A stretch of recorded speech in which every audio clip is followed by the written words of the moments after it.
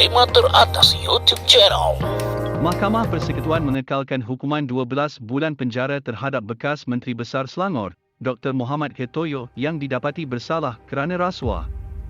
Dr. Mohammad H. disabitkan atas pertuduhan menyalahguna kuasa sebagai penjawat awam bagi memperoleh 2 lot tanah dan sebuah banglo di Shah Alam bernilai 6.5 juta ringgit pada harga 3.5 juta ringgit pada 2007 untuk dirinya dan isteri, Hakim Besar Malaya, Tan Sri Zulkifli Ahmad Makinuddin yang mempengerusikan panel 5 hakim memutuskan. Hukuman penjara adalah bersesuaian dalam kes berkenaan.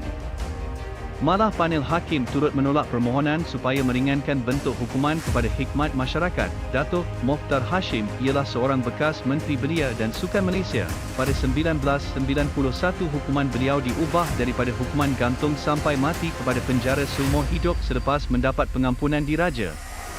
Pembunuhan itu dilakukan di Kampung Seri Asahan, Gemenceh, Negeri Sembilan pada jam 1.30 pagi, 14 April 1982. Datuk Mokhtar Hashim telah ditangkap di rumahnya di Jalan Petaling Jaya jam 1.30 pagi. Ketika itu 8 hari lagi akan diadakan pilihan raya umum Malaysia 1982 pada 22 April 1982. Puncanya kedua-dua mereka adalah musuh politik dalam UMNO bahagian Tampin dan masing-masing berebut jawatan. Perbicaraan selama 75 hari pada 1983 di Mahkamah Tinggi Kuala Lumpur. Pada 6 Mac 1983, Hakim Tan Sri Hashim Yop Abdullah Sani menjatuhkan hukuman mati. Peguam bela bagi pihak Mokhtar Hashim ialah Jad J.T. Singh. Peneroka Felda yang menjadi saksi alibi tidak hadir semasa perbicaraan. Ketua Polis yang menyiasat kes itu ialah Musa Hassan. Beliau menghembuskan nafas terakhir pada 18 November 2020. Lim Guan Eng pernah dipenjarakan oleh mahkamah pada tahun 1998 bukan kerana mempertahankan maruah seorang gadis Melayu Islam tetapi atas kesalahan mencetak dan mengedarkan berita palsu di bawah Akta Akbar dan Penerbitan 1984 dan Akta Hasutan 1948. Hukuman itu dijatuhkan oleh Mahkamah Rayuan dan ketika itu negara ditakbir di bawah Tun Dr. Mahathir Mohamad.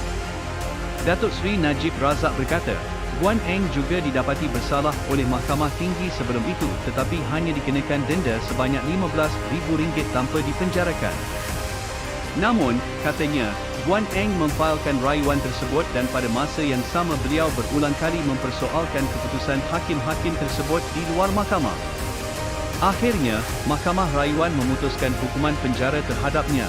Anwar dipecat daripada jawatan Timbalan Perdana Menteri dan Menteri Kewangan pada 2 September 1998 sebelum dipecat oleh UMNO keesokannya daripada jawatan Timbalan Presiden dan anggota parti itu atas dakwaan salah guna kuasa dan salah laku seksual.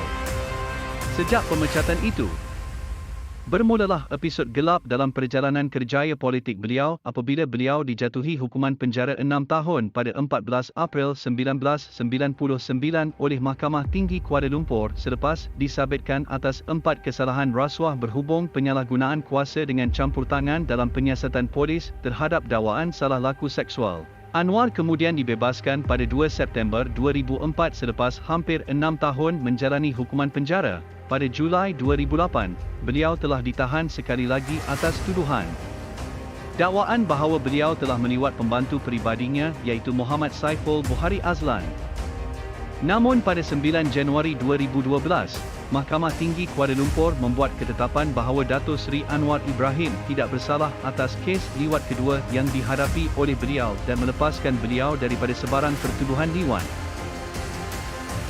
Mahkamah Persekutuan Putrajaya menolak rayuan akhir Datuk Seri Najib Tun Razak untuk mengetepikan sabitan hukuman dan denda yang dikenakan terhadapnya berhubung penyelewengan dana syarikat SRC International Sendirian Berhad. Panel 5 hakim dipengerusikan oleh Ketua Hakim Negara, Tun Tengku Maimun Tuan Mat sebulat suara membuat keputusan itu selepas mendapati Mahkamah Tinggi Kuala Lumpur telah membuat keputusan yang betul dan tidak terkhilaf apabila mensabitkan Najib terhadap tuduhan berkenaan.